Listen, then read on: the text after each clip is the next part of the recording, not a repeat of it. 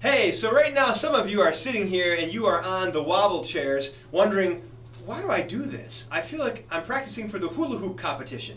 And even though that's not our intent, you could.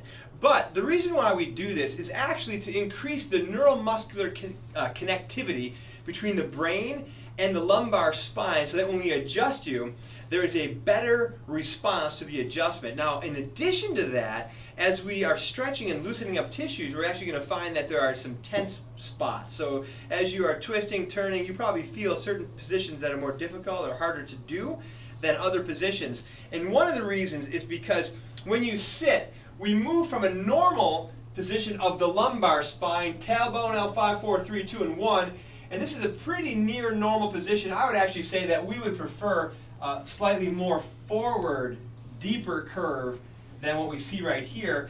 But when we sit, we drive ourselves into a more straight position while seated, kind of like this lower one here.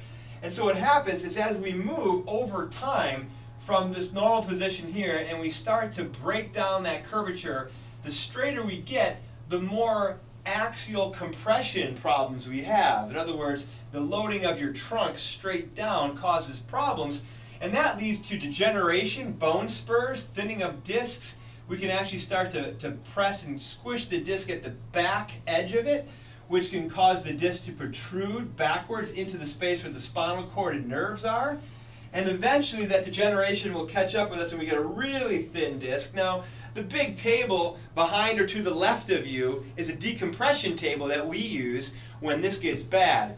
And if you think that you might be in a situation where this is getting worse because of what you're doing in your life, you're sitting, you're driving, you're sitting at a desk all day long, then perhaps you should ask myself or one of the staff about decompression therapy, and we could get you on that table for a few visits to try to stop this degeneration from happening. So don't skip the wobble. It's really important.